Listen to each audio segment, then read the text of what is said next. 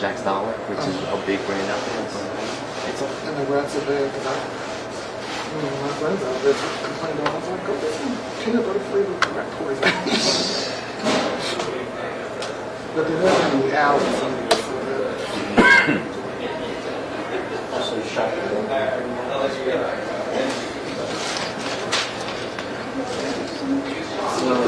That thing was so good. She threw in trouble. Yeah, that thing does.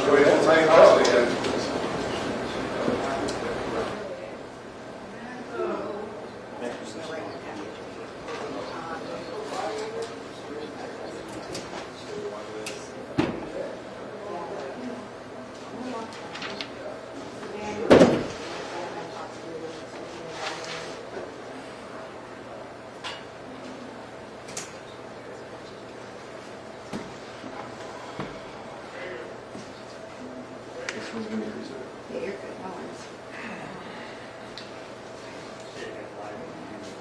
Yeah, no. I know, I know.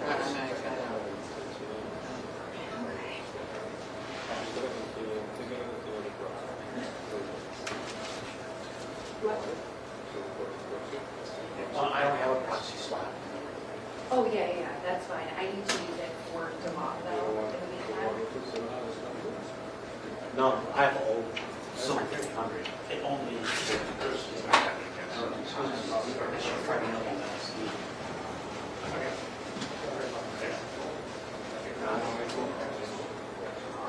I'll still take that one either way, so I'm gonna try to use it. Did you see him yesterday at TV show? Did we get a shot at that?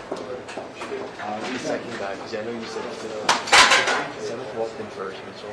This me one. Yeah. I'll take him in there. I'll be next to him around second. Yeah. Did he make any expression towards him? Or? No. He was like deadpan and he just walked in and just sat down. Yeah, I mean, like, they initially didn't sit together at first. Each was walking around. Francis and this guy. Who sat down? Who was the second one to sit down and answer?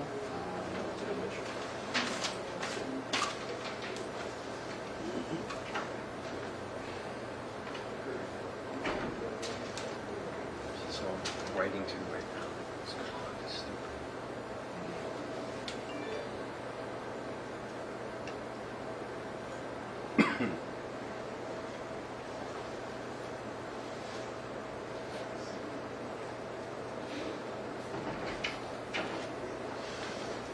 Hey, Juan, I'm back up. Okay, thank you. I have no idea. You know what's out here? What's that doing? 3 o'clock. 3 o'clock, 12 minutes.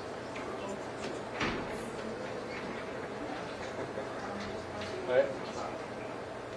All right. All right. Bye.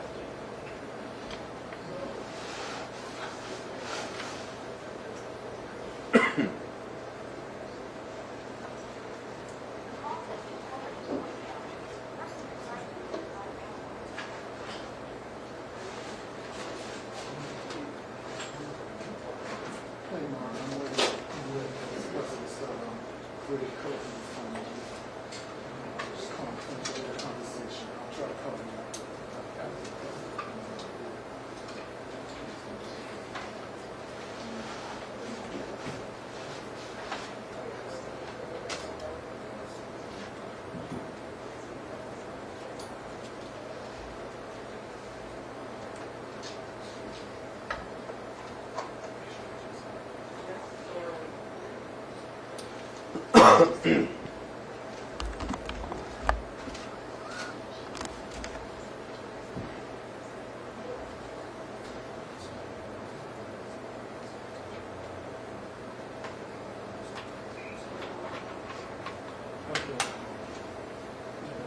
Real quick, there's some pressing stuff. Mm-hmm.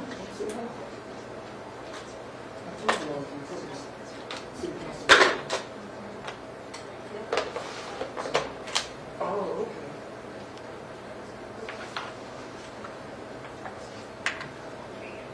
I wish I could be over there to get me those potions. Can you do it before the That's it? Sweet. There's gonna be like 3 to 4 other people running for community. That's right. That one right now. Because when we look at the ballot, the sample ballot, we just look right. You know where you walk into the city council? Yeah. There's a But stairway. at least that makes more sense. Yeah, And I'm not saying that it makes sense that she got to keep up the ballot and write in and she was running the right way. So we One found is wider. so we wanted to run. Don't like it. Yeah, she was going to get to kick up the ballot, so we know that.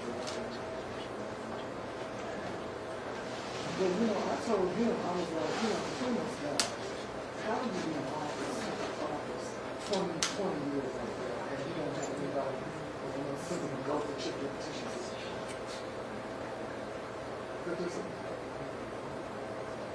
Well, he was trying to say that they were crazy, they were never, that's the ones you need.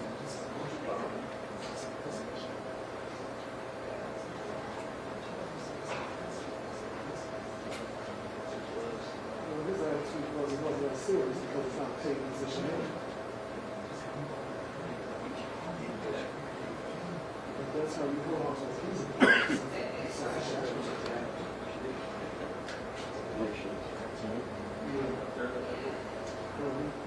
workers is running our polls. How do you keep up with So we were just all wondering if that's a good one for, you know, who or that. So we're told who wants that back. from Chicago? Oh, yeah. It's like I'm from Chicago. That's a no. But that's, I don't know, that's kind of tough because Oh, okay. they don't want to bother you, even people that are part of it. I wasn't gonna say like Joel. You know, what they say, people say, I'm from Chicago. I'm like, no, you're from Naperville. Shut up. Yeah, exactly. You know, the Obama, the presidential center, that's what this has a lot to do with the attack that happened because he, you know, you heard of, you see the background of the story? I just found out about it. He just showed up when Beth told you to show up. Usually I do. The Yancey has a ordinance that he proposed in the fall.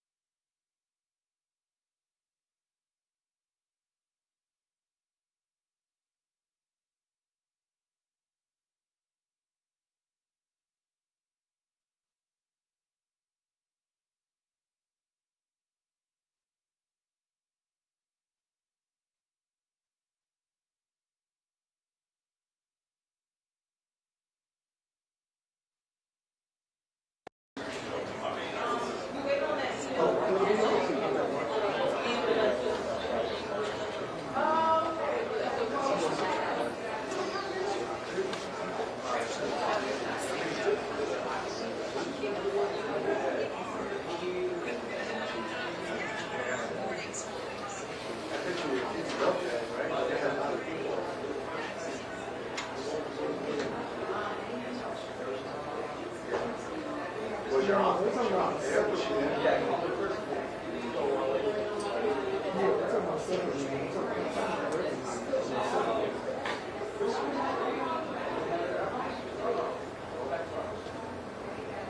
I know. That shouldn't even take long. I mean, this is like almost basic civics for what they do. You know, we don't have, like I said, we don't keep a meeting person. And I can tell you that in my seat, sitting on the table, but you know, tell me. And while we're at it, people need to understand what the committee is. You've been there since April? Oh, so you're very...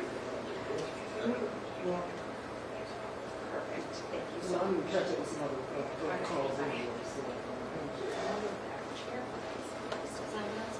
Yeah, so we're having a little caucus tonight, not at all, just me and Lisa and DC or whatever. But it shouldn't take more than an hour.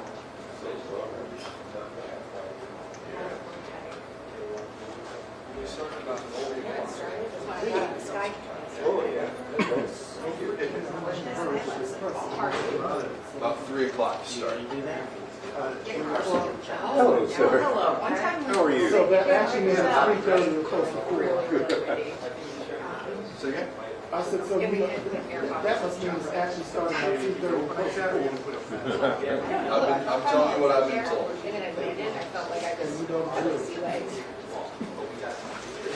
I'm sorry.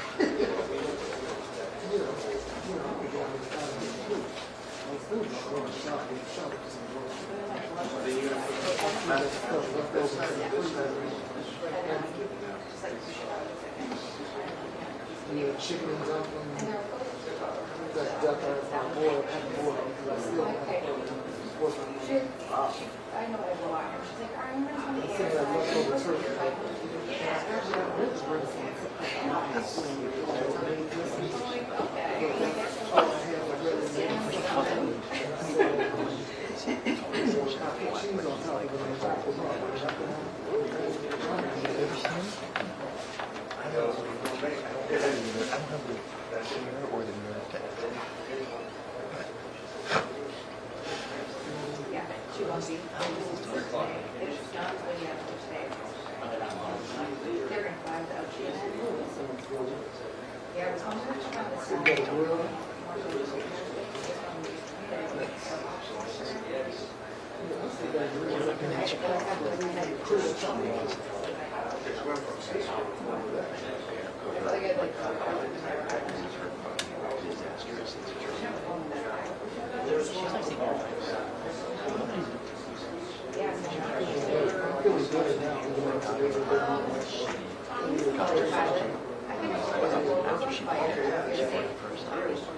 He's like this like tiny Russian movie, like just a skinny little thing.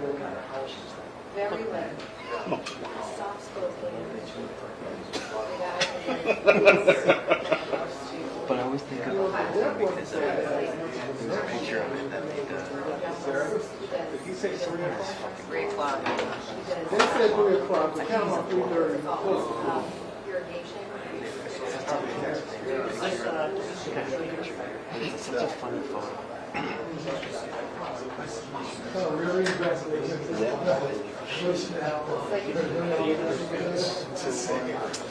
didn't know that there's people on this side. Hey. And I think most people don't wait for her because she's actually fucking great. Yeah, I can see that. She was very bored, so it's a shame that she's doing it. Just constantly, like, never no surprise. It's like, she's constantly but it's just, it's never going to be,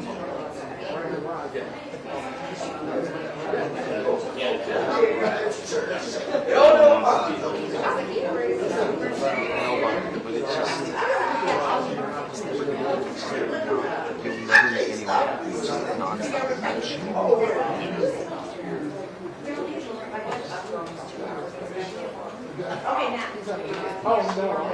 That was such a, I remember asking a question, I don't know what it was. Yes. Like, why would you say something? What did you tell black people not to vote if they weren't going to vote for her?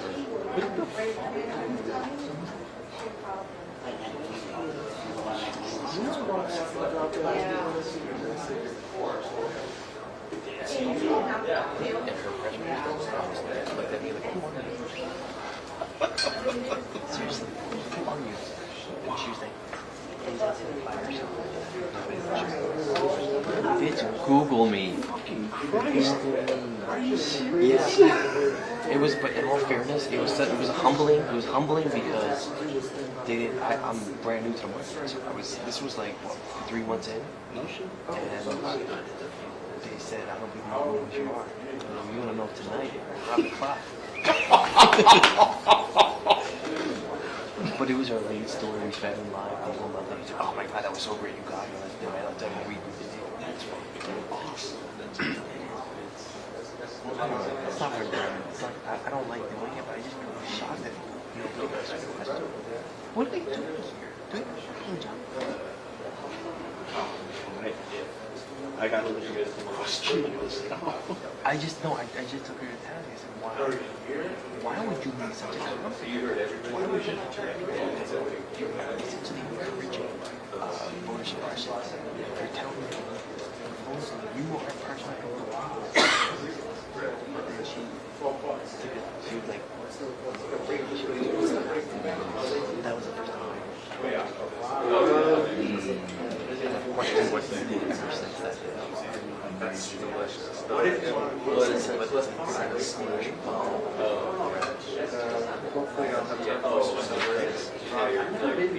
Dude. Yes. I love it. They should sponsor me at this point. Yeah. So we literally have an exam due every day. They have them here. Dude, we did that. But Dana was the only one who was consistent. She was consistent because she was constantly trying to do this. She was Chris at the time. I guess he was all today. But it's just a it's I wish I could have the ability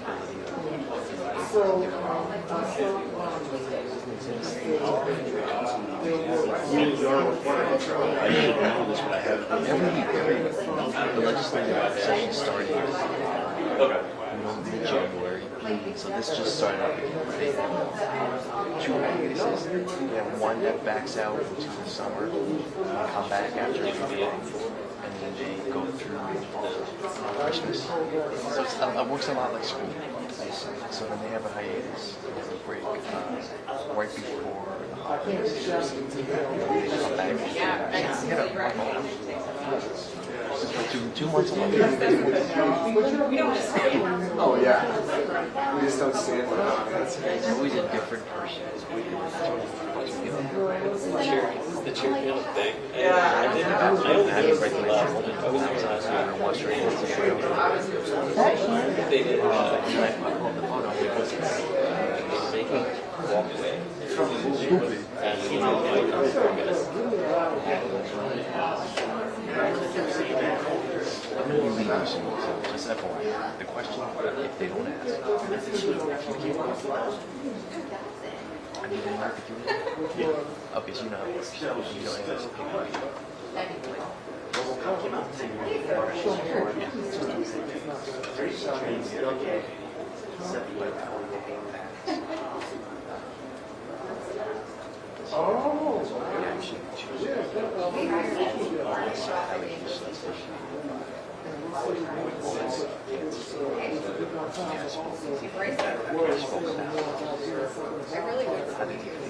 What did they speak about? Is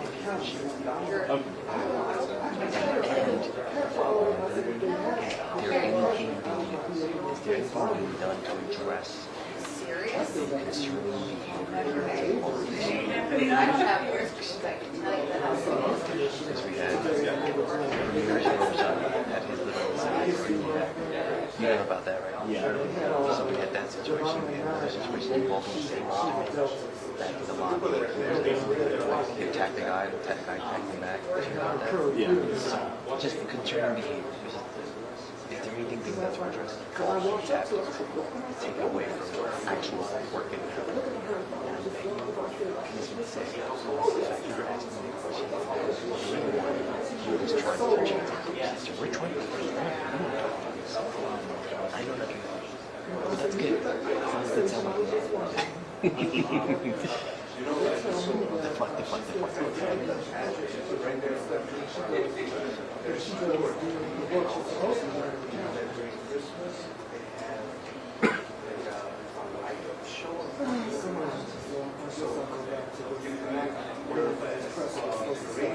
Station that Probably was having and then you try to put it out that radio station, and you hear the music, and then you see it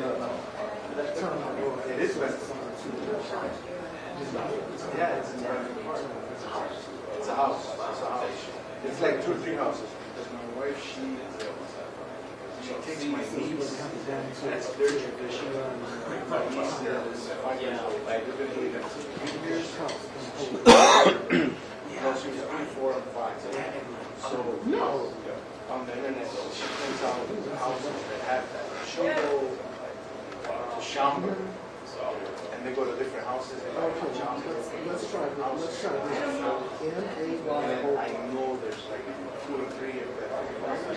Yeah. It's Figure it out. Yeah, I told him the last time I met him, I was like, I don't know when he got saved. I don't know when he got saved. But what I'm seeing is going to take me. Same thing that other person I just mentioned. They're Christian. Yes. Oh, yeah.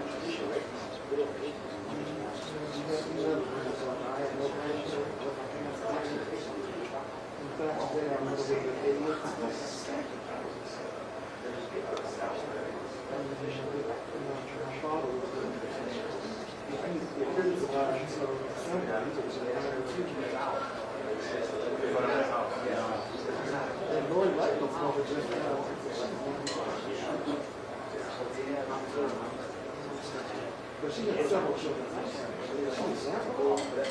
The Lord might call her mind. But I was thinking that it looks like setting. And what's even more ironic, her father and my father grew up in sharecropping culture in the same Bricky's, Arkansas. I was working on it.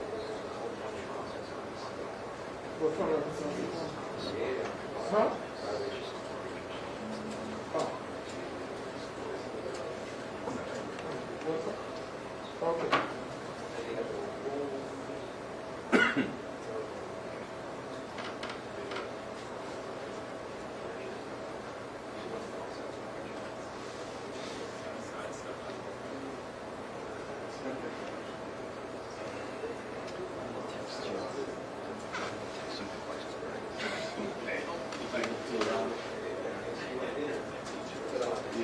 Send me whatever you need.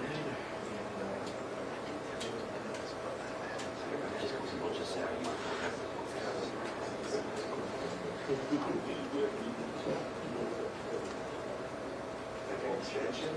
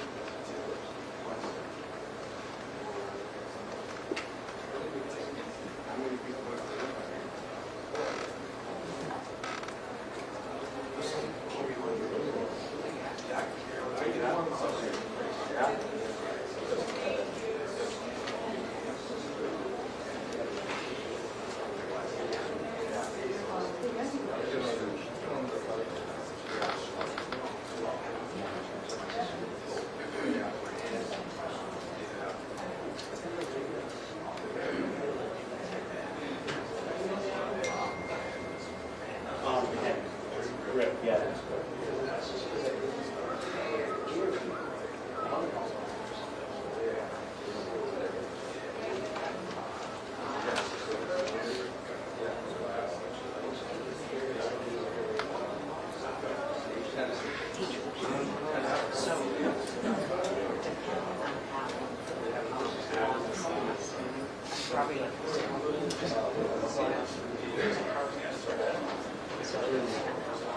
Did anybody leave their coats on that car? Coat rack in there, change? Somebody leave a coat? Coat on the coat rack? Coat rack? To get it going. They're gonna.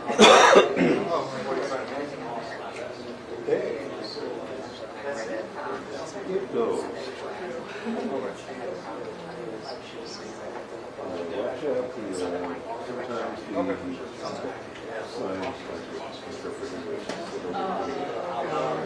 One of them, yeah, that was Marcus, yes. Yeah, if you see ASL on the chair. Oh, it's not. Oh, this one. Ooh, there's only one. That means he's not going to stay long. Because they only do like half an hour.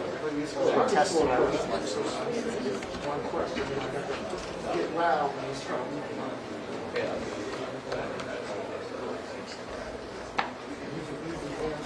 I work out with kids. Yeah, I just work out.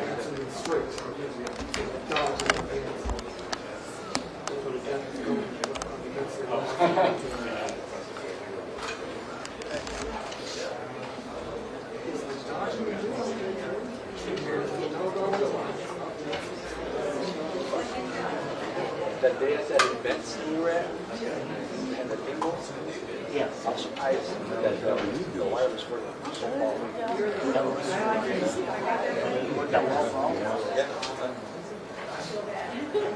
Do you ever keep that split? Do you ever carry a split out? I've never carried it.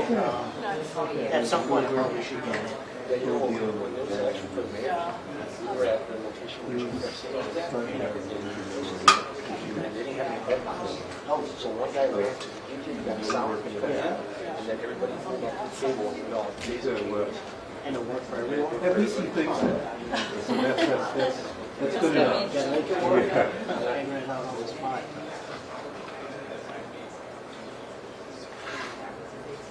So like the section, all three cameras are going off. They have one in their bags. Yeah. Then I go, well, you can check out. I did another bathroom. No, she hasn't, she's been very nice about it. Output, so I have an adapter. Here in Chicago, is it a different piece? Where are you from? That was the next step. It's not quite the nice thing it used to I was going to say, Minnesota isn't without its issues. be. It isn't. Wait, isn't it where Minneapolis is? Yeah, and it was really interesting. Yeah, this is a difference. I don't never use But it. then where, what part of Minneapolis? Well, You in Minnesota? I'm from like a suburb, northeastern suburb, but I went to the University of Minnesota, so I was in Minneapolis for quite a while. But it was interesting because I started college in Good thing that this like 3 year olds, and so So, it yeah. was a Oh, lot yeah. of learning about Figure out how to make it work. accountability journalism. It's really interesting. Yeah, no, for sure. My goddaughter was a community activist. Oh, is that? And she doesn't want to sit anywhere near me. No, no, no. I just want to make sure. Let's move the last question. I know where you're going to go with that. I don't want to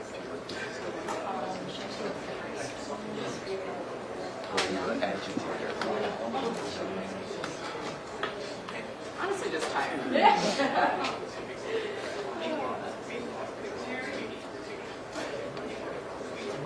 Swear we're going to have a seminar with you and Tessa about winding cords. We'll do a class one day. I know how to line the core. I know. Oh yeah, no, yeah. That's right. If the guys, if the camera people in back were watching you, then you go. I know. I did not hear that.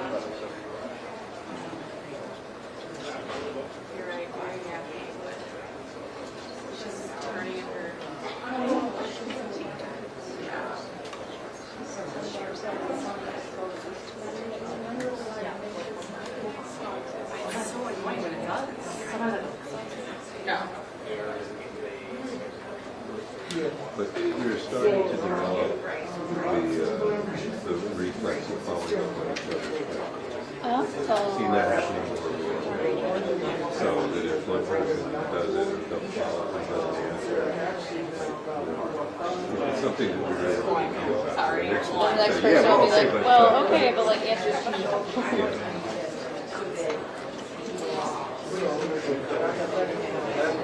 But some of it is, we're fairly good number of relatively good people. So we'll get each other's rhythm. It's nice. I like that.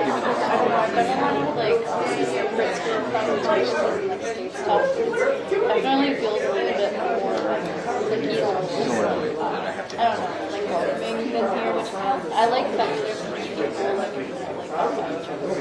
everyone's super friendly too.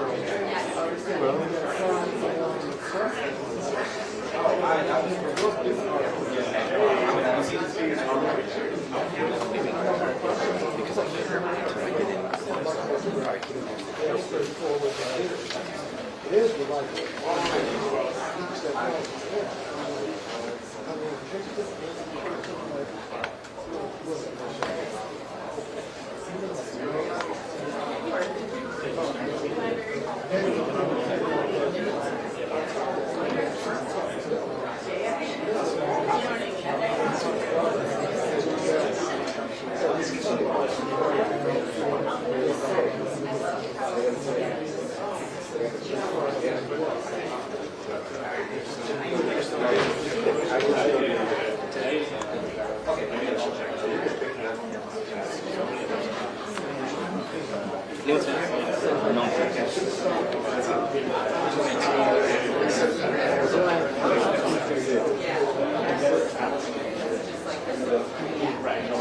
I still haven't figured out how to solve this issue.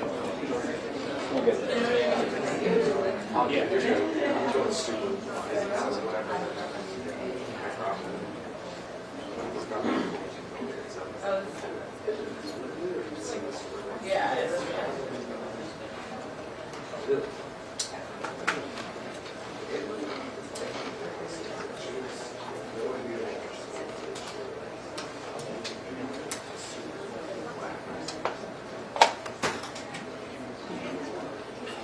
Mark, you said you took black somewhere else?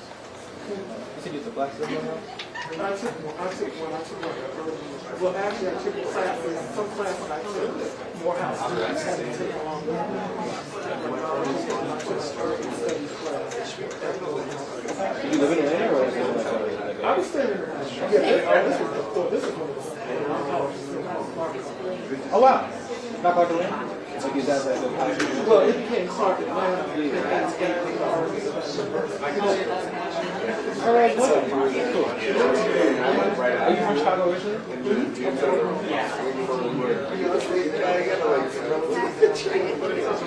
I feel like we all got this stuff. I try to take undergraduate class, at least one undergraduate, graduate through other lines. Each class,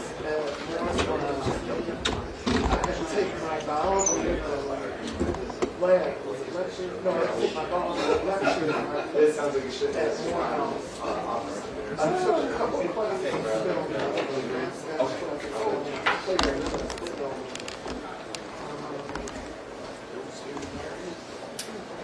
Did they have like the AUC system back when? Yeah, but they call it the Atlanta University Center. Okay, gotcha. Yeah, it's called the consortium. No, it's a shootout. It's more like I was Every class I made, that I took with Morehouse, I made a top grade. Like I had to organize the study group. And I was like, but I thought you guys went to Morehouse. And they were like, well, you're not Morehouse. Doesn't mean you're very slick. That's a tell me about it. Yeah. And then I had to organize a group project with the advanced Spanish class, which I did express. I was on the class. And then the urban studies class, my teacher was awesome. And we had these little fishy guys like that. Well, I top grade, and then the same people that were hating on me were like, how did you make it? Blah, blah, blah, blah. I said, because I stayed with it. It took me talking about it. You did your thing as well. You did what you had to do. Absolutely.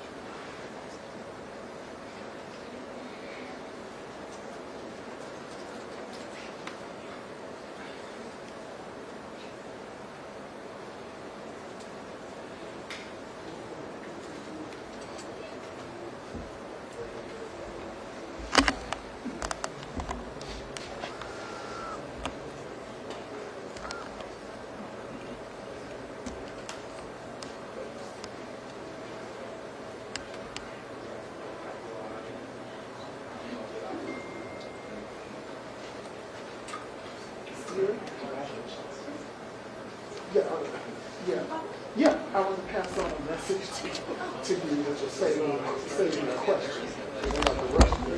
But anyway, there's a whole and they want to have a discussion with you. It doesn't have to be in City Hall, it can be like City Hall. About their vision of development for the far, but that part of the far southwest, in Halston. So, because they were kind of underwhelmed with the discussion that they had with their daily vote on the 14th. So I'm giving you my card and I can pass on their contact information. The plan that you see everybody in 7-7. I used to. I said some. I said some. I didn't say all of them. I said some. I'm sure you've seen curious questions. Not curious, frank. You can be curious about sometimes. Really, this I was a freelance photojournalist for a lot of small places and everything. Okay, cool. Yeah. So are you part of I do social media now. So it's just helping an agent out, like helping out with copy and stuff like that. Yeah. Nothing too fun. How's working for you? It's great. This one. I don't know what you need for after the, I think it was during, I can't remember. It was either after the first round or after she and I were probably like a 3%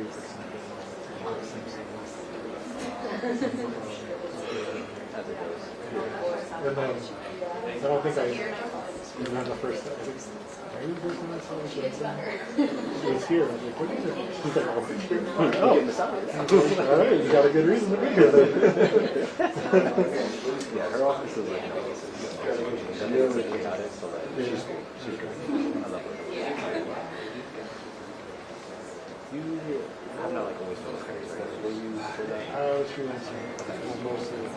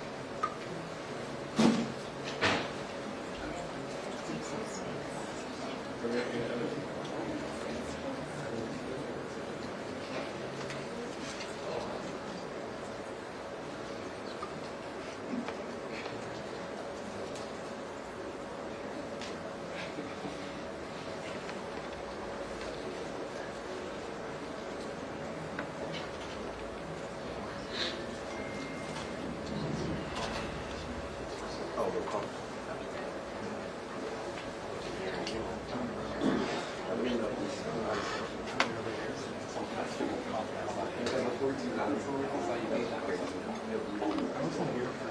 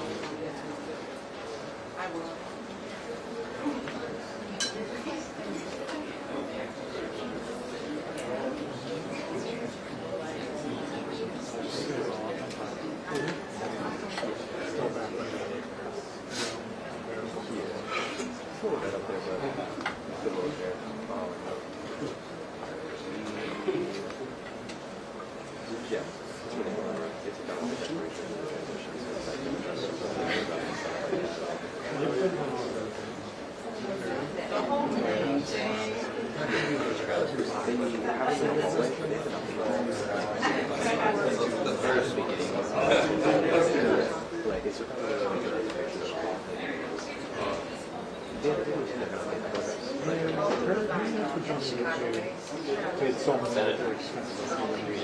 You say we're out of I'm not here. not here. It's funny that I'll try to liven it up a little bit. Just to like have this Yeah. I forget UK flowers in every year. I have a bunch of plants that I think are really good. A lot of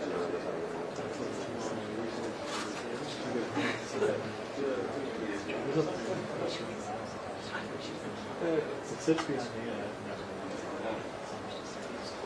just take one day. Nobody's turning the lights on. Yeah. Like after walking in, like, usually coming on like that outside, and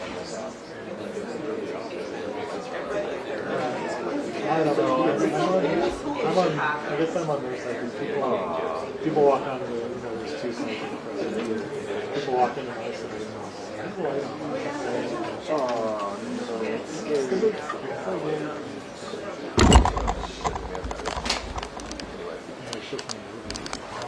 What a good-looking group here. Well, good afternoon, everyone. Thank you all for being here today.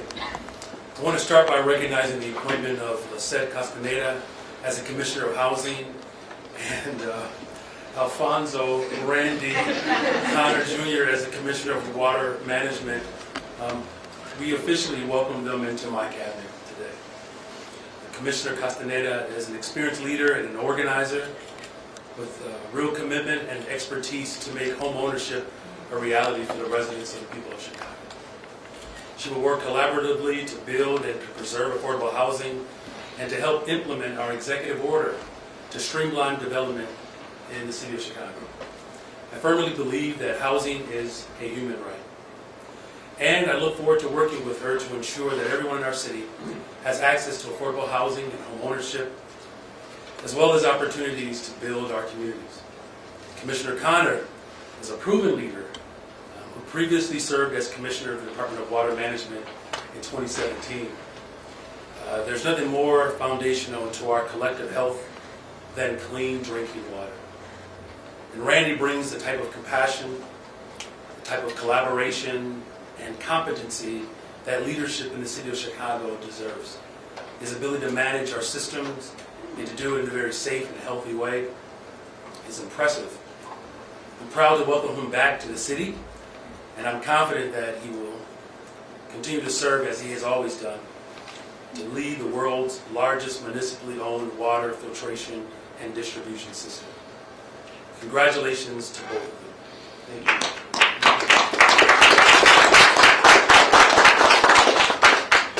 Now if we could just get the Cubs to bring back, we'll see what happens. So we're celebrating Black History Month. Today we honored and celebrated Black Chicagoans of our past, our present, and those who have made this city a remarkable place. We uplifted our Chicago connections to Morehouse College and the Divine Nine, two Black institutions measured in a way that, quite frankly, is second to no one. They have revolutionized our economy. They've also worked to not just educate, but to build communities. Morehouse and the Atlanta University Center, in particular, a collection of historically black colleges and universities, created a way for black people to enrich themselves when this country denied us the opportunity to do so. We also showed our love for a group of leaders, a family of faith and community who have made this city a true beacon for black culture. And every single day as mayor, I will strive to build equity, fairness, as well as justice for the city of Chicago. Because of that, the best way I believe which we can truly do that is to really honor the culture. Do it all year long. I'm also excited, finally, that we introduced an ordinance that will secure Chicago's future with a plan to build and to develop and to make our city truly prosperous for everyone. I proposed a $1.25 billion bond issuance that would restructure the city of Chicago's approach to equitable neighborhood development and distance ourselves from the challenges of the primary public finance tool that has been relied upon by previous administrations. One of the reasons I ran for mayor is because too many of our neighborhoods, including my own, bear the scars of disinvestment and neglect. Too many communities on the south and west sides in particular have not benefited from the prosperity of our tremendous city. And while on one hand we have strong, prosperous economy and building blocks that see the potential of our region growing in the coming years, on the other hand, we continue to see a significant gap, particularly when it comes to wealth, as well as employment opportunities, racial, ethnic, and geographical lines. These gaps continue to widen, and it is my effort and my job to close those gaps. While this administration cannot undo generations of disinvestment overnight, you better believe that we can offer a vision that charts a new pathway forward. So we're going to invest. It's going to be incremental, but it is $1.25 billion over the next 5 years. And we're going to do it into housing and commercial development throughout the entire city of Chicago. And half of that, approximately $625 million, will go towards investments by the Department of Planning and Development for business in our growth sectors, small businesses, in our neighborhood corridors, and arts and culture institutions. The other $625 million over the next 5 years will go towards investments by the Department of Housing into full spectrum housing options from home ownership to affordable rental housing, combating homelessness. These are funds that our residents in community areas need and deserve. I made a promise, I'm going to keep it. The best thing that we can do for the people of Chicago is to invest in it. And this proposal will help us reach our vision for a true, better, stronger, safer future for our young people and communities who need access, who need better tools and resources so that they can thrive.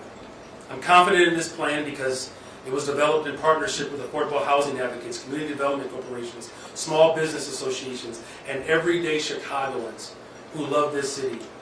And their values are reflected in the full range of this investment plan.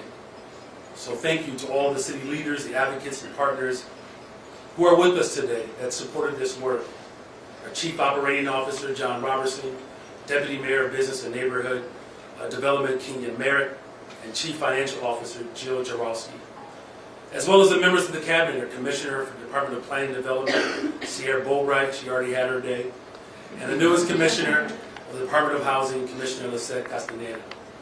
I appreciate all of you, I really do, your hard work and your love for the people of Chicago, and I look forward to the continuous collaboration to pass this ordinance.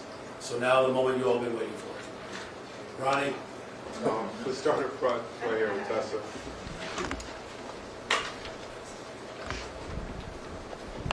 Hi there. Hi. You're introducing this borrowing plan that is at the same time as, the campaign is underway for Bring Chicago Home. Both of them have aims of trying to accomplish, bolstering affordable housing in the city. Are you concerned at all that this new plan, being introduced at the same time could hurt the referendum's chances if opponents point to the city, launching a large borrowing plan while at the same time asking for a tax hike to be approved for new revenue?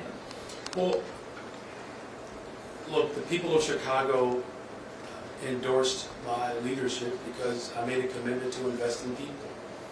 This is yet another tool that we'll have in our toolbox to be able to do just that. Keep in mind, though, that the Bring Chicago Home ordinance that, of course, I ushered through the city council so that it could be brought to the voters. People want us to invest in the unhoused. And I'm not afraid to lead. I mean, it's also important that 93% of people are going to get a tax cut. So, I guess it depends on which angle you want to speak of. The vast majority of people are going to receive a tax cut, or the incremental increase to actually address the unhoused. 1 in 4 black children will experience homelessness in the city of Chicago. Does anyone believe that's okay? I don't think so. The question is there someone who's going to do something about it? And that question has been answered. That's why people elect me. I'm wondering as well on that plan, will any of the revenue from expiring TIFs go toward the city paying down of its already existing debt, like pensions, or? I don't know about pensions, but Jill, we talked about it being used to pay down some debt. Why don't you speak? Sure. The expectation is that the money from the expiring TIFs is going to come into the city, is going to be used for the normal purposes of the general fund. And so the general fund does support paying down general obligation debt. It supports paying our pensions, but it supports paying a lot of other city services as well. So we are not specifically looking to those revenues to pay down debt, but they are going to become part of the general fund, which is an important part of how we finance all the operations and all of our long-term obligations of the city. Do you have any estimates on how much, of that maybe revenue that would go back to the general fund would get, I guess, an estimate of how much exactly percentage-wise would get sent to paying down debt or pensions or things like that? No, we haven't allocated it that way. We have a lot of financing sources that come to our general fund, so we have not looked at these and said, oh, we're going to specifically use these to pay down debt. As our obligations increase, which is one thing that pensions, that our obligations do continue to increase annually, we obviously are looking for funding to match that, and this could be part of that solution, but we haven't looked in the future and said this is how we're going to allocate these monies to pensions. But we are going to have to continue to grow our funds in order to meet our growing obligations. Laura. Hi there. And just the most important thing here, though, is this is about economic development. This is about us investing in people. That's the whole impetus behind this. It's not just simply a conversation about the debt that I inherited. This is really about the amount of homeless people that we've inherited in my administration. The fact that we need real economic development and business corridors to be able to grow their businesses, which ultimately will hire more people, create a larger economic base because you have more people working, which allows us to generate more revenue. The unfortunate aspect is that previous administrations have looked at it backwards. We're looking at it as forward thinkers. Investing in people grows the economic capacity for the city of Chicago. We've done it a particular way for a very long time, and that has not worked. Obviously, the borrowing plan was sent to the rules today. How does that bode for your administration's goal of passing it next month, and why such a tight turnaround? Well, democracy allowed for that to happen. It just means we'll have to take one more vote for it. Do you plan to hold a special meeting to I don't know if that's necessary. I'm wondering, Governor J.B. Pritzker today in his budget address announced, as he said, that $182 million to help the migrant crisis. Have there been any more talks with the governor of the city providing that additional $70 million to get to the estimated $320? Well, we're in conversations every single day. The state, the city, the county. The part that's important, at least we believe it's important, is that we have to build out an entire operation. And there are certain aspects of this mission that we cannot control.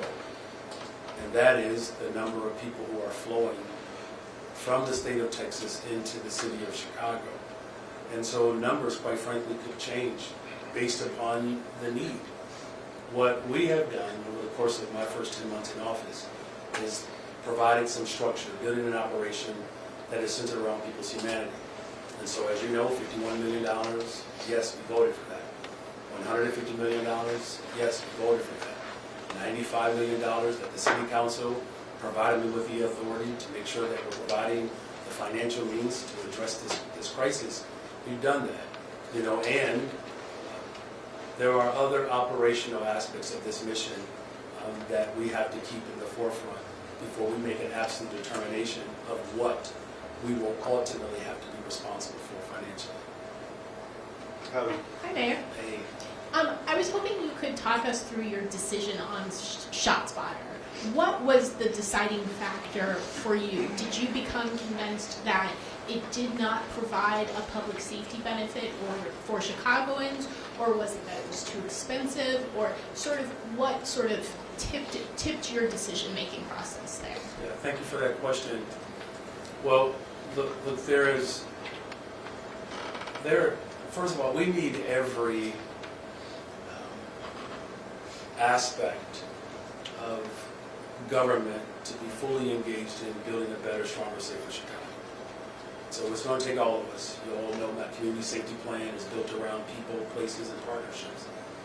With this particular form of technology, there has been a series of investigations and reports that have indicated that the return on that investment, I believe, $50 million over the course of 5 years or so, that it just hasn't yielded the results in which it promised.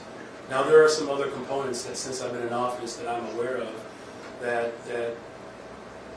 were not applied for several years, and so that may have had some impact on its this particular form of technology's outcomes. But it really came down to, is it providing a real, true benefit in which it promised to do? And unfortunately, report after report here in the city of Chicago has indicated otherwise. We know that the state's attorney also did an investigation of this particular form of technology, and the vast majority, I believe at one point, another news outlet looked at maybe 1 in 10 actually yielded the type of results that the technology promised. So we have to look very carefully at how the city of Chicago is appropriating dollars and whether or not there's a benefit there. And I just didn't see enough evidence that there was a benefit. And back to the bond proposal, this would really change the way the city uses tax increment financing. All of us public policy nerds are freaking out about it. It's a big deal. Why move away from TIFs, which of course have been sort of a source of controversy for many years? Is this also reflective of your conclusion that that mechanism didn't eradicate wealth, but also served to sort of reinforce the inequities you were elected to address? Yeah, well, the big question that I ask myself daily, how do we make sure that there's an equitable distribution of resources? And this is another tool and another opportunity for us to do that. Because the TIFs in and of themselves, there are restraints, right? Because they are pocketed in certain spaces that in some instances it doesn't have the level of strength to really dig in and to see these communities transform. Now, we're not completely moving away from TIFs. Now, there is a mechanism in which some of them could be sustained. This is to make sure that there is a variety available to my office to address these inequities. The cool thing about Chicago, though, is that there's not one industry that comprises of 14% of the entire GDP. So we have a very diverse economy, and so I have a very highly skilled, intelligent team that is helping us come up with other creative means to do what other administrations either failed to do or they just didn't have the wherewithal or the desire to do. Thank you for that question. Good afternoon, Mayor. Good afternoon. What are your thoughts on the CPS board moving to end the use of CPD officers in schools, and do you support SEIU's offer to allow civilians to be hired as part-time security officers instead? Well, I believe there are roughly 39 schools or so that have school resource officers, and there's nothing more important to me than making sure that our children and our families feel safe and in a healthy learning environment. Everyone knows I send my children to public schools in Chicago, so I have a first-hand experience, as not just as a parent, but also as a teacher. So the board's decision to move away from SROs is really about how do we create a holistic approach towards community safety within inside schools. So if schools want security guards, or if they want restorative justice practitioners, that those dollars could be made available. I think the other important thing, though, is that each school community should have a strong relationship with their respective police districts. Policing is just one component of community safety. They should still participate in ensuring that the school community is surrounded with love. But again, as I've made it very clear, that every single thing that I promised that I would do as a candidate, I'm doing it. I believe it's important to keep your word, so I'm doing that. But do you think any replacement to SROs should be armed or unarmed? And how would a security guard apparatus have more accountability than the SROs? Well, look, most of the schools have school security guards. The school that my children attend on the northwest side of Chicago, they have security guards there. You know, as far as accountability is concerned, I mean, that's, you know, things that are worked out within contracts. But hear me well, that community safety and public safety is the #1 priority in the city of Chicago. What we have to do is provide a real holistic approach to creating an environment that does just that. And so resources will be available for local schools to make a decision of how they want those dollars to be distributed. And they also have to make sure, and I will do everything in my power to help build relationships where they don't exist, where those local police districts can still be engaged, whether it's drop-off, dismissal, all of those aspects, after-school events, activities, sports, and recreation, that is going to require all aspects of government to participate. And so accountability is really going to come down to what we ultimately want to see in our schools, and that's a healthy, safe learning environment for all of our children. I'm a big cheerleader of that. Good afternoon, Mayor. My name is Olivia Stevens. I'm new to the Chicago Tribune. Nice How to to do meet you. that. Welcome aboard. Thank you. I appreciate it. What's your name again? Olivia Stevens. All right. Yeah. but- Sounds very reportery. Thank you. I appreciate that. I didn't change my name. But kind of moving to potential new stadium funding, I was curious, it's like no secret that the White Sox are seeking public funding. I was curious if you would support funneling any possible city tax revenue, maybe from like hotels, food, amusement, anything like that, to a new stadium for the Sox or even the Bears. Well, first of all, I'm grateful that both organizations, you know, are committed to staying in Chicago. My administration, we've been working very hard. Our Chief Operations Officer, John Robertson, bless him, he's working a lot of hours these days, but his team has been fully engaged along with Kenya Mayor and a whole host of individuals. And so I'm grateful that both organizations are committed to having these conversations. You know, as far as financing these projects, both organizations know that they have to put some skin in the game, and they've expressed a commitment to do that.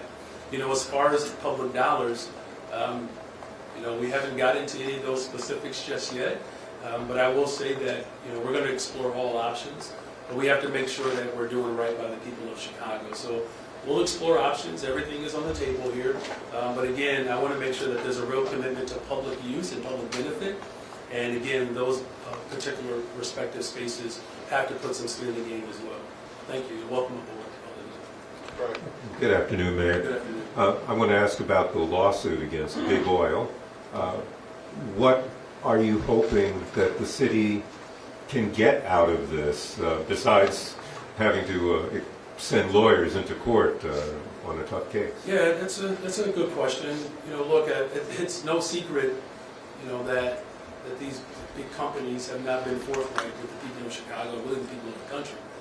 And so one of the things that we want to get out of this is that there's a real acknowledgement and recognition that for black and brown families in particular, we've seen numbers as upward as $200 million that it has cost just everyday residents because of their unwillingness to not, because they've admitted behind closed doors that there's real climate change, but they've done nothing to mitigate it. And so, you know, we want to see a real commitment to policy changes so that we don't have this over-reliance upon burning the fossil fuels. We know what my effort is calling for decarbonization over the course of years in the city of Chicago, moving away from fossil fuels. But we know that climate change is real. They know, these corporations, they know that climate change is real. So we need them to actually react and respond to the change. And then, you know, as far as what potential restitution could be made there, I mean, there are still some conversations around what those specific asks and demands can be. But the argument about climate change and that it has been caused by the petroleum industry has been made for decades. If they had admitted it, what difference, what could have been done differently if they had admitted it? Wouldn't it still be up to government to do something? Well, look, do we have to, this is why I said that the work to move towards decarbonization is something that I'm committed to doing. You know, as far as the exact opportunities for restitution, you know, those things can be litigated. We're hoping that as this case continues to develop and move forward, that we can have more clarity around what type of restitution can be made available. But also, the clearest point, though, is, you know, there's value in people admitting when they're wrong. There is real value there, you know, and so and I hope this doesn't rattle too many people. Sometimes the things that have caused harm and pain, you may not be able to go back and correct it, but it could save lives in the future, right? And so, you know, whether it's the pain and the suffering that has been caused by these corporations and their failure to actually respond to climate change, but it's incumbent upon all of us to build better systems of care so that families like mine that struggled with utility and the like won't have to continue to bear those burdens. Thank you for that question. Good afternoon, Mr. Mayor.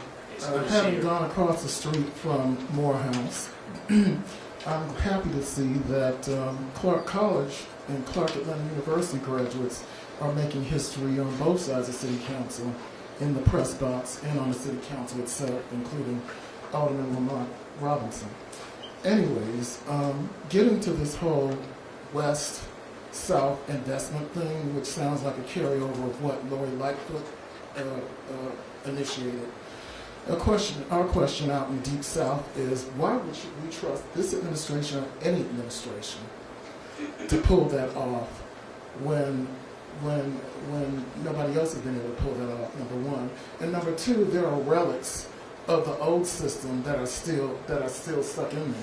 For example, it's come to our attention that Kerry Austin's son is working for the 21st Ward Streets and Sanitation Division, when we would have thought that he would have been on the no-hire list after that incident he had on the west side of Chicago with a 21st Ward truck that wasn't supposed to be there and that he didn't report a fender bender with. Well, Mark, look, I understand that there are people that have had, you know, real bad experiences with government. You know, you won't get an argument from me. I've had such bad experiences with government, I decided to run for office and take it over. I've given people my word, and everything that I said that I would do, I've done it up to this point. And I can't speak for what previous administrations failed to do, or, you know, individuals who are still remnants of the past. I'm saying that you're looking at a stage here that represents the future of Chicago. This is one of the most creative ways in which we can use dollars to invest in people. And just like I've invested in young people, just like we're investing in Neon House, just like we're investing in violence prevention, just like I've made a commitment and we're investing in opening up mental health centers, all of these investments that I said that I would do, I'm doing it. And I'm confident that the people of Chicago recognize that they have a mayor that loves them enough to keep his word. I'm going to keep my word. How's that going to work in the Deep South, though? Because we're not seeing it out there. Look, that's why we need this. Why we need this plan here. So yes, whether you're in the Deep South, Roseland, or you're in the far West, like Austin and everyone else in between, I know the pain and struggles that people have experienced in the city of Chicago, and that's why this creative team has come up with another tool to make critical investments. So what's the end game for the Deep South? As I said, whether it's housing and economic development, the plan is to use these dollars to invest in the Deep South. Hi, Mayor. So Alderman Nick Sposato said he was a little disappointed and surprised that Aaron Harkey was dismissed. He thought he might be able to get a little heads up on it. Do you think that alders deserve any notice about these changes? And would you say you're done reorganizing your leadership team? Or may there be other replacements, including at the CTA? Well, look, all of these positions, everyone knows that every administration has made changes in its leadership. And so in that regard, we're no different than any other administration. And so I've made a commitment to bring people along who have the confidence of my leadership. And so to your last question, are we going to continue to look at hiring other people in other positions? Yes. Yes. And dismissing some leaders? So, I don't discuss personnel issues, but the people up here who are a part of my administration, there were other people in those positions. So, again, it's very common for a new mayor to come into office and to hire people. And so, yes, I'm committed to making sure that we make hires that reflect our values. But do you agree with Sposato that maybe he should have gotten some heads up? Well, look, we've had a conversation with Alderman Sposato. We have constant conversations with alder people. We really work hard to keep personnel issues in a sacred space. So my administration is going to continue to communicate with alders every step of the way, as I who have the authority to hire people, and in the event that this is not the appropriate fit for them, I have the authority to make another decision. Hey, Mike. Hey, you're not the new person anymore. Yeah, a month in. On the handling of ShotSpotter last week, where did the confusion over what the city and the company had agreed to come from, and how much is the 2-month or the new extension with the 2-month transition period going to cost? Well, as I announced, I believe that was last Tuesday, I don't remember anymore. I said that we're not going to renew the contract. I said that, and that September 22nd would be the last day, but that we were obviously still open to how we demobilize this particular operation, because it's been a fixture for 5 years. So there are a host of things that have to happen along the way. Now that's where we ultimately landed, where I said we would be.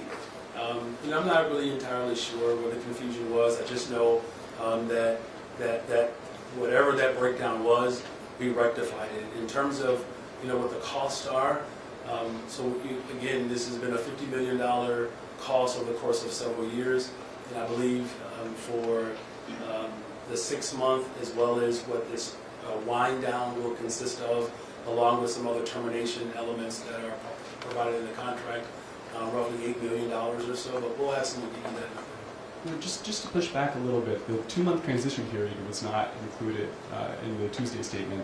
Why was that added? Well, maybe perhaps it just wasn't expressed. I didn't get into all of the details at the time, but again, the September 22nd was always the date. That's what I said. And as far as the wind down is concerned, that there were other aspects of that wind down that just weren't articulated, but it's clear that's what the wind down is, and the cost roughly will be about $8 million or so. But we'll make sure we get you that actual number. Thank you. Thank you for the pushback. Hi, Mayor. I want to ask about healthcare. We learned the other day about the cause of death for 5-year-old John Carlos. And the city's own record shows as far back as October, the city was aware of overcrowding potential, the risk of respiratory illnesses, and the challenges of getting people the initial healthcare assessments. Since that time, there have been hundreds of EMS runs, increases in cases of chickenpox, and people telling us that they are getting bills that they can't pay. Knowing all that, could your office have done a better job of addressing the health needs of migrants? Well, first of all, I've expressed my condolences and my deep sorrow for the loss of this baby boy. As a father of 3 children, it's an unimaginable pain. As far as the health care that we have provided along with the county, of course we've had our challenges. That was never a secret. People were arriving in the city of Chicago in very extreme. It just wasn't right the way people were arriving here. We were responding to it to the best of our ability. We provided health screenings, infectious disease control, linking them with other services outside of the county and what the city provides. with other healthcare providers. I've worked hard over the course of these 2 months to respond to this international crisis. I'm grateful that we do have partners, and I've said this repeatedly. We need more help. This is unsustainable. This is unprecedented. The amount of people who are arriving in the city of Chicago. And so the ambulatory runs in particular that you're speaking of, there were more ambulatory runs when people were in police districts. That wasn't new. It might have been new for people who had just come online covering it, but the conditions in our police districts were awful. And I made a commitment to decompress those police districts because it just was unhealthy.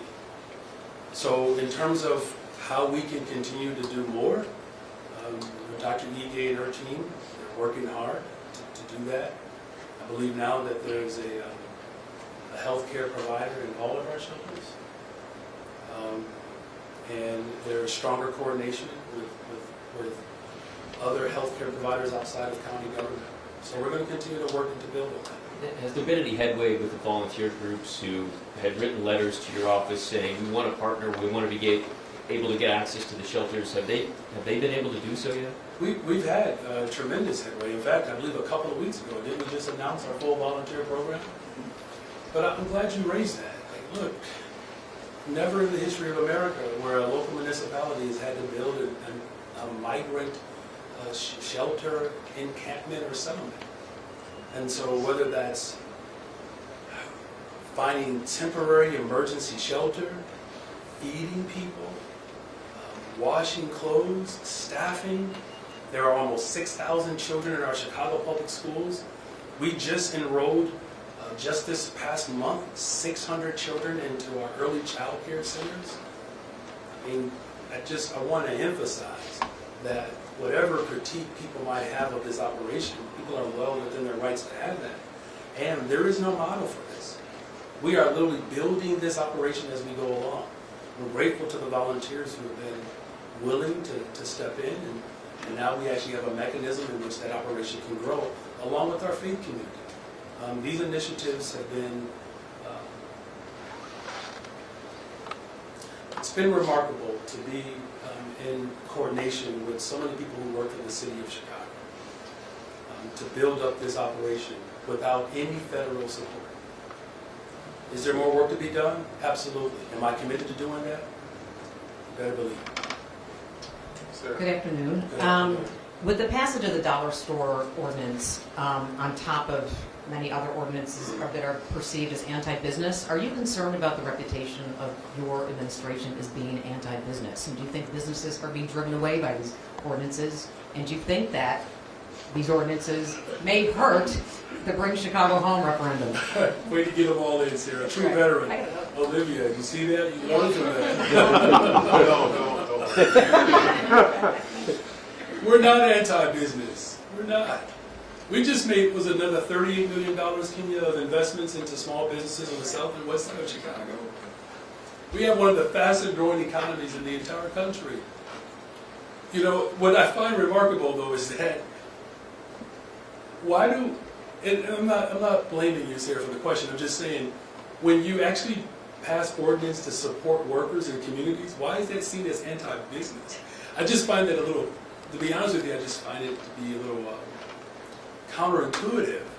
Businesses don't thrive and grow without the type of investments that my administration is making.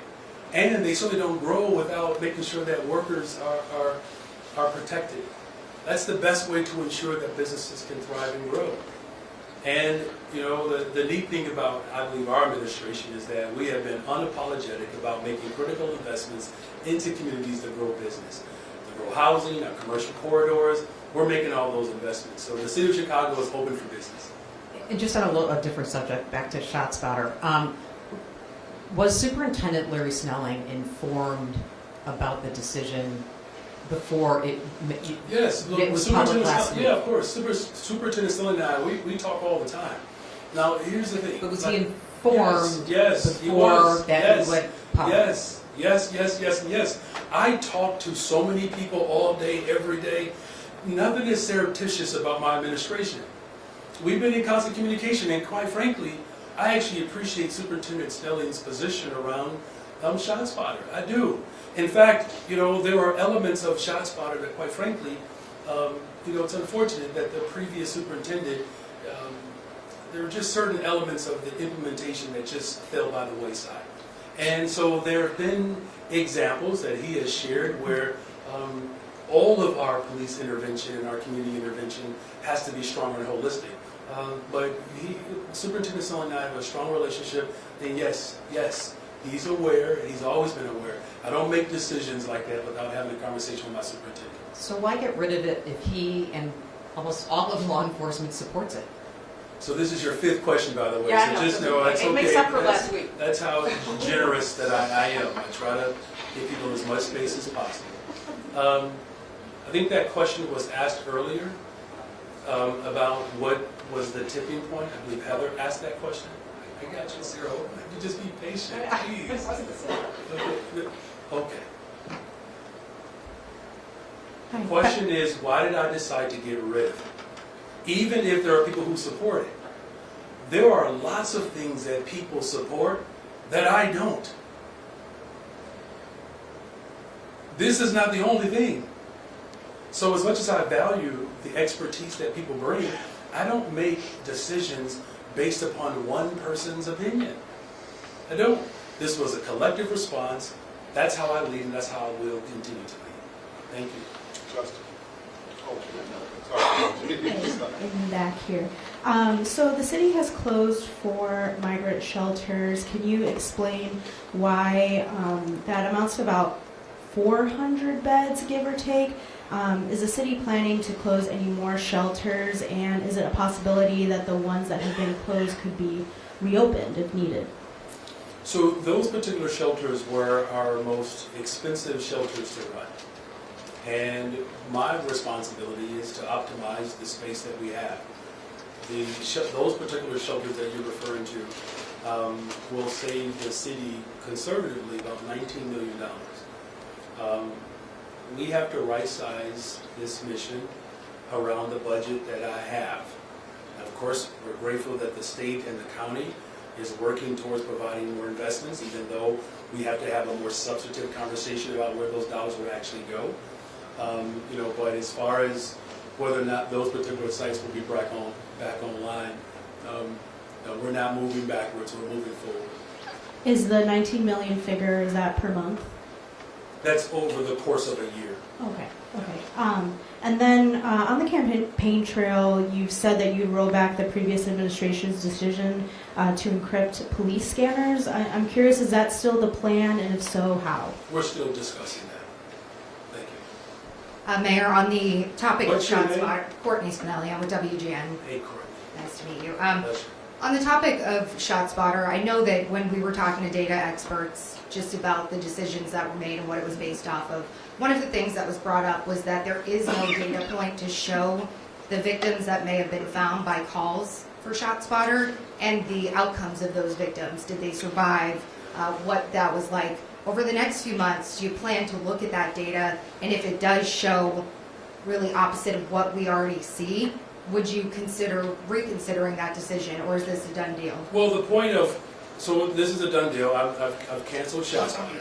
The point of this data collection, though, is more about how we build tools and systems to create, safer communities. There are other forms of investments that we can make to not just be preventative, but also how we make sure that in the event a crisis does occur, that the right response is given. I personally would like to see, a system that allows us to have EMTs respond. Because remember, was it 40% of the 911 calls that do come through are mental health crises? This is all I'm saying, is that my administration is working hard to come up with creative ways to respond to community safety matters. So that's where I am at on that. Thank you. Good afternoon, Mayor. I had just a quick question about, is there a timeline for picking a new zoning chair? Any update on that? And then I do have a question for some of the commissioners after, but I'll let you. For some of the commissioners, how many questions do you have? All right. We're really close to landing on our new zoning chair. We're really close. And yeah, just back to the executive order on streamlining commercial and housing development. The department commissioners that fall under that executive order, I just wanted to hear from them on what success actually looks like, how they define that streamlining of that So process. I'm going to let our chief operations officer speak to that. Is that okay? Because that's he can speak for all of the commissioners. Thank you. So when we think about the Green Tape Initiative, what we're trying to do is to make sure that we have a process that enables development and also mitigates risk. So there's some duplicity throughout the system. There are processes that are more sequential rather than being parallel. So we want to take a look at what are the things that we absolutely should do, have to do, that are related to public safety, that are related to mitigating those risks, and really get the barriers out of the way that keep developers and keep our communities from being redeveloped. And I think that with Commissioner Castaneda, Commissioner Boatwright, and with Kenya Merritt, who is also working on our efforts in relation to our Green Tape Initiative, our goal is to try to reduce the amount of time that it takes for someone to get a permit. At the end of the day, the longer it takes, there is a risk to development not happening. Every single day that we delay getting that permit out the door, there's a risk that interest rates go up. There's a risk that contractor capacity is taken up. And so we have to be focused on making sure that we are looking at this from the standpoint of not months, but actually days. And so we are absolutely committed to making sure that we do everything possible to get permits in hand so that we can get shovels in the ground. Hey, Mayor, on the bond plan, so, my understanding of these are GO bonds, right? And the anticipated revenue coming back to the city once the TIFs expire, right? Or what is backing this, or at least what's allowed you guys to say that it wouldn't result in a necessary property tax increase, right? But will there be guardrails in place? What prevents you a few years down the road, second term if you get it, or a new mayor coming along and saying, I want to issue new bonds that are kind of TIF expiration bonds, and kind of wouldn't that equal to like kind of double dipping on the expiration of these TIFs? I'm going to turn that to Jill because you triggered me talking about if I get a second term. When we addressed this during Mayor Johnson's second term, in order to issue more bonds under this program, we would need city council authorization. The city cannot issue debt. It's not without the city council approving that and authorizing it. So that is first and foremost the biggest check there is on doing more debt. The other part is that when we are looking at any kind of debt proposal, we are looking at it from a long-term perspective of fitting it into our budget, it being affordable, and what are the benefits that we get out of it. So when we're doing a program like this, we're investing in housing and economic development, the intention is that that is going to bring benefits to our economy that's going to also accrue back to the city. When any individual loses a home, when a family loses a home, when they move to another city because they can't continue to afford here, that's lost tax dollars, lost economic activity in the city. So these are investments that are really designed to help grow the city, take care of our residents, keep them in a more stable position. So ultimately, we'll be generating more taxes from all the activity that they are engaged in. We may get to a point in the future where we say, it makes sense to continue this program. We would like to do another $1 billion. We'll do an economic analysis. How much revenue have we seen from that increment? We'll have had more TIFs expire in that time, so we may have that in. And we may also be just generating enough more tax revenue that we can afford more GO debt. So it's really going to be about budgeting in the long term. And again, thinking about what do these investments bring back to the city? We're not just spending to fix potholes on this. We're spending to drive economic growth. So we have to keep borrowing to fix the potholes too. That's never going to change. But these initiatives should really pay us back in the long run in multiple ways. And then, and this is for the mayor, so like we're discussing $1.25 billion, right, for affordable housing and economic development, and the kind of things that you talked about on the campaign trail. but it's just struck me during the press conference, 1.2 billion is roughly what the the White Sox are asking to subsidize their new stadium. You know, in the question earlier, you said all options are on the table. You know, why is that? Why are you keeping the option open to approve taxpayer dollars to subsidize a privately owned stadium? And just to add to that, sorry, you know, this could also include additional TIF subsidies from that currently existing TIF. My understanding is they may come to the city and ask for additional subsidies beyond the 551 million. Yeah, they might, Justin, but there's no guarantee that they'll get it from the city. You know, what I've said repeatedly is that we need to make sure that our investments have real public benefit, and that there has to be a commitment to public use. And those conversations are being had, and there are some promising developments that eventually we'll be able to talk about out loud. The reason why I said it's important that we have a full discussion, because it will never be said that my administration just shut down conversations. You know, even with the decision around ShotSpotter, you know, I was very thoughtful about how we dismissed that particular form of technology. It didn't mean that I could not come up with a variation that allowed for us to collect some data and then to build tools towards what public safety ultimately really needs, which is a holistic approach. So in everything that I've done is that there are people who have positions and stances that are different than mine, and I'm willing to hear and listen to them. I have not made a commitment. I'm just saying that we're just open to the discussion, that's all. And I do apologize, you all. Our ASL, they were triple booked, so I do apologize to the public for not having an American Sign Language person here today. Last question.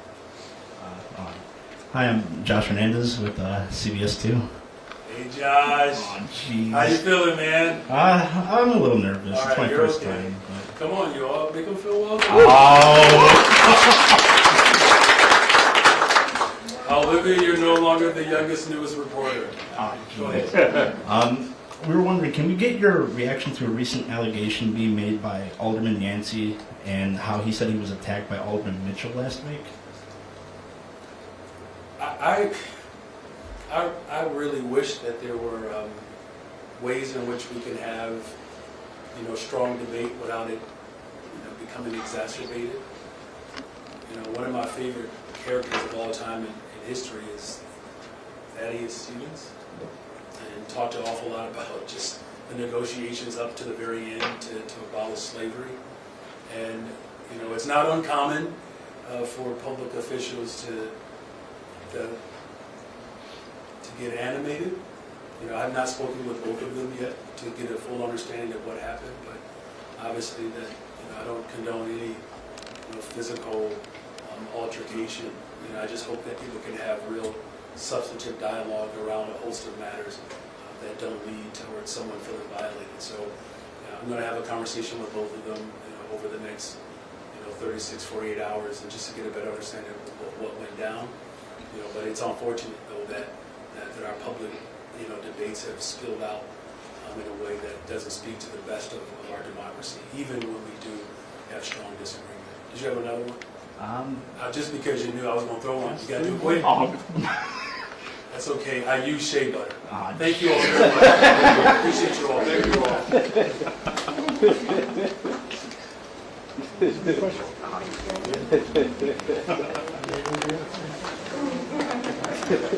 Stephanie Coleman says they're going to have a conference, they're going to have a meeting about it soon, as what you said,